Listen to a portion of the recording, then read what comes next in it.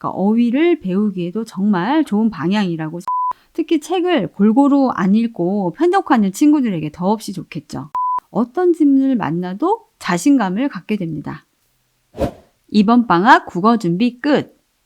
중고등 상위권을 위해 지금부터 준비합니다. 안녕하세요. 노을커피입니다. 겨울방학이 이제 얼마 안 남았네요. 어머님들 고민이 많으실 거예요. 아이들이 방학을 알차게 보내서 자신감과 실력이 조금 더 성장하는 시기가 되어야 하니까요.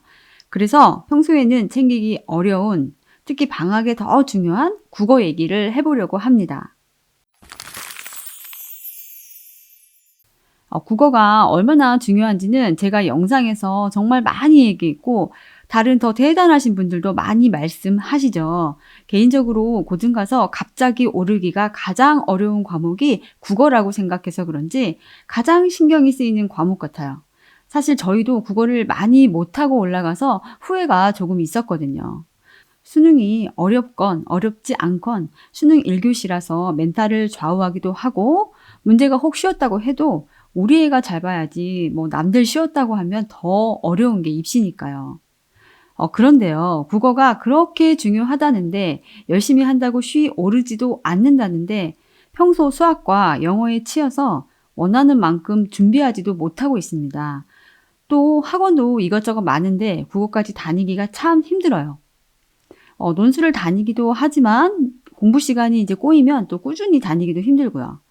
그러니까 특히 초등 방학에는 국어를 제대로 챙겨놔야 중고등을 생각해도 좋고, 당장 학기 중에 다른 과목 챙길 때 시간 여유를 갖기에도 더 좋아요.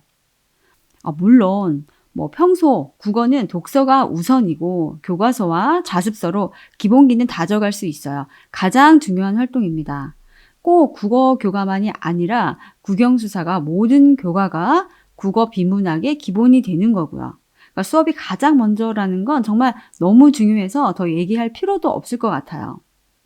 그런데 현실적으로 책을 많이 읽기도 힘들고 교과서를 구멍 없이 꾸준히 보기도 힘들죠.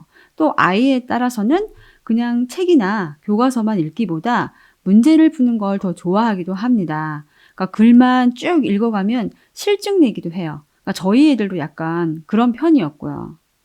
독해 문제집은 그래서 부수적일 수는 있으나 제대로만 하면 글의 중심 내용을 파악하고 주요 내용을 요약할 수 있는 기본적인 독해 실력을 키우는 데 좋다고 생각합니다. 그래서 제가 전에도 국어 교재는 많이 얘기를 했었는데요. 학원도 따로 안 다니면 그 시리즈 2개, 3개 정도는 꾸준히 하시면 좋을 것 같아요. 그러니까 다시 말하지만 방학 때는 더욱더 마음에 드는 교재로 이렇게 꾸준히 해가시기를 추천을 드립니다. 다행히 국어 중요성이 커지면서 점점 좋은 교재들이 많아지는 것 같아요.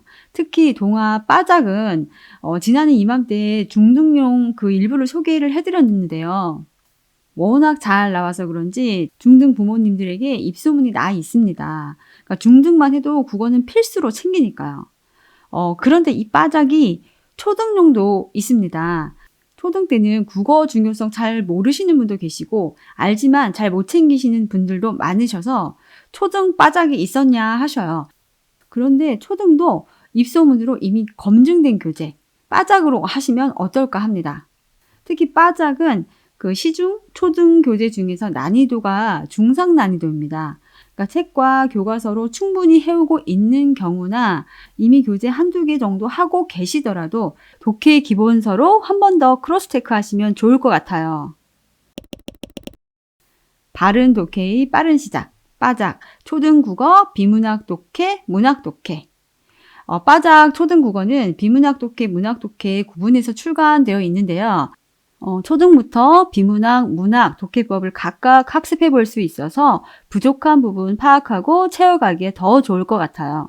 비문학, 문학 모두 양질의 지문으로 읽기 훈련이 가능하고 지문 분석 문제로 독해 실력을 키울 수가 있습니다. 그리고 마무리로 어휘 학습까지 한 번에 가능한 교재입니다. 그러니까 3단계로 다지고 있어요. 또 비문학은 핵심 주제 파악, 문학은 갈래, 인물, 사건 등을 파악하며 읽어야 하기 때문에 각각의 그 접근법을 훈련할 수 있습니다. 그러니까 병행해서 풀기도 하지만 부족한 부분을 집중해서 훈련할 수도 있는 거죠. 그럼 조금 더 자세히 하나씩 살펴볼게요. 우선 빠작 초등국어 비문학 독해. 비문학 독해는 일단 6권입니다. 학년별로 한 권씩 6권이고 1, 2단계, 3, 4단계, 5, 6단계로 영역이 동일합니다. 1, 2학년 영역은 언어, 실용생활부터 예술, 인물, 안정, 위생까지. 그 3, 4학년 영역은 언어, 역사, 경제, 과학 등이고 5, 6학년은 역사 대신 인문 영역이 들어가네요. 예로 1학년을 보세요. 우리나라의 옷, 한복, 적음이 무엇일까요? 노력하는 천재, 모차르트 등. 4학년 주제는 님비 현상과 핀비 현상, 주식이 경제에 미치는 영향, 판의 이동 원인, 찰스 다윈의 진화론 등등. 6학년 주제는 헌법재판소의 역할, 뇌과학의 활용, 자유무역주의 등등. 비문학 영역별로 다양한 주제의 지문과 설명문, 논설문 등 다양한 문종이 수록되어 있고 학년별 필수 주제 10개를 선정해서 주제별로 지문을 엄선했어요. 그래서 그런지 목차만 봐도 아주 배가 부릅니다. 그러니까 어느 영역 빠지지 않고 골고루 넣어서 배경 지식을 쌓기에 너무 좋은 것 같아요. 특히 책을 골고루 안 읽고 편독하는 친구들에게 더없이 좋겠죠. 교재 안쪽을 또 볼게요. 그러니까 영역별로 독해 지문을 이렇게 보여줍니다.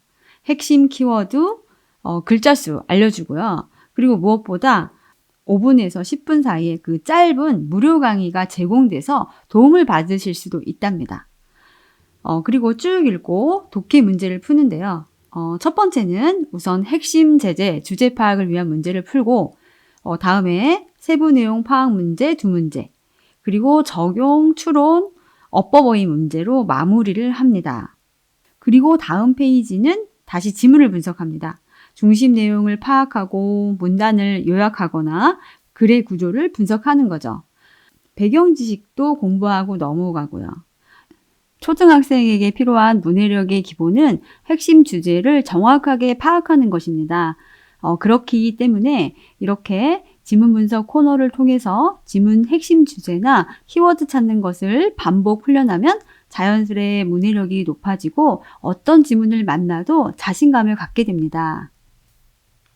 그리고 마지막은 오늘의 어휘로 매일 5개의 어휘를 공부하고 끝내네요.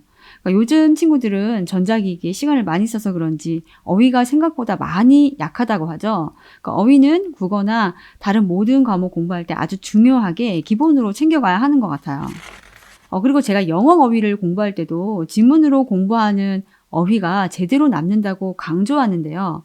국어 어휘도 당연히 지문에서 배우면 정확하게 이해하고 더 오래 기억하겠죠. 그러니까 어휘를 배우기에도 정말 좋은 방향이라고 생각합니다.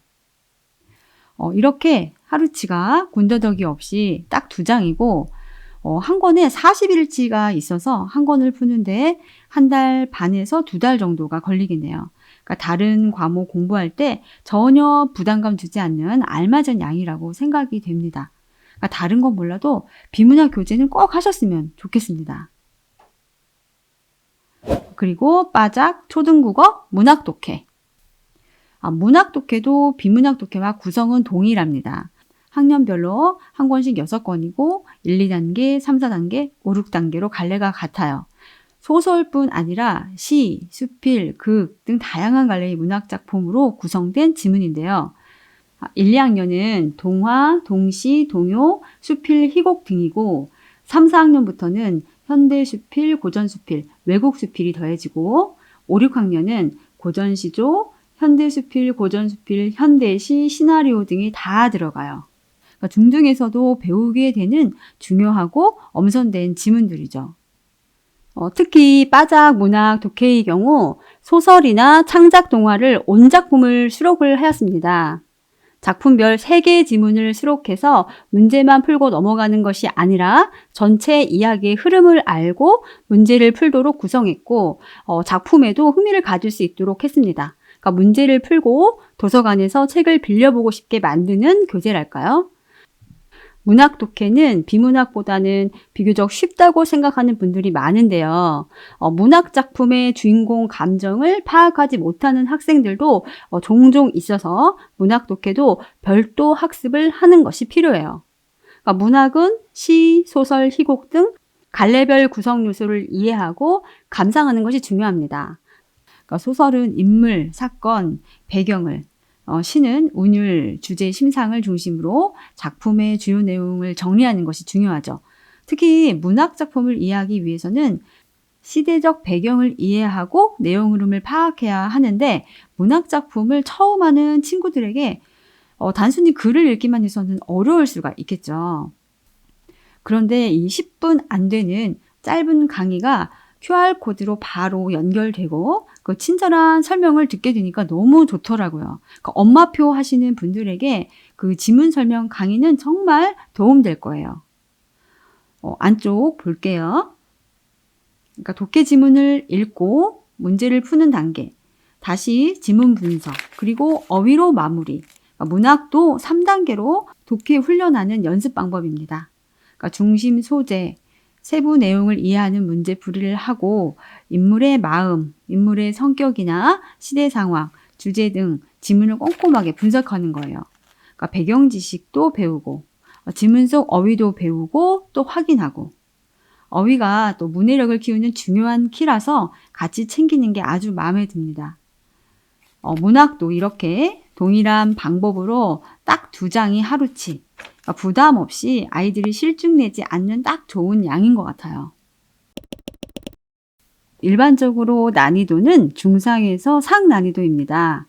그래서 꼭 학년별로 풀 필요는 없고 시작할 때는 그 2-3단계 이전 단계부터 다 풀면 어떨까 생각이 돼요. 그러니까 지문도 많이 읽게 되니까 배경 지식 쌓는다 생각하면 되니까요. 그러니까 기본적으로 어휘를 많이 알게 되는 것도 있고요. 그리고 어려워서 조금 많이 틀리더라도 이해해 주시면서 풀면 좋을 것 같아요. 그리고 모든 걸 너무 잘해서 쉽게 생각하는 친구들에게는 더욱더 좋은 도전이 될 것 같고요.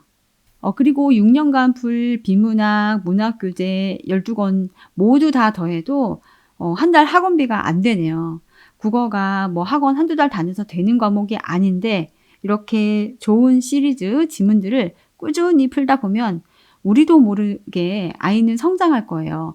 콩나물에 물 주듯이 말이죠. 그러니까 중등, 고등을 바라보고 이번 방학부터라도 꼭 꾸준히 실천해 보세요. 그러니까 중고등 내신과 수능이 아무리 어려워도 천천히 꾸준히 준비한다면 꼭 좋은 결과가 따라올 거라고 생각합니다. 빠자, 초등, 비문학 독해, 문학 독해로 방학을 꽉 채워 보자고요. 초등 국어 교재 준비하시는 분들에게 도움되시면 좋겠네요. 오늘은 여기까지 하겠습니다. 다음에 또 만나요. 안녕.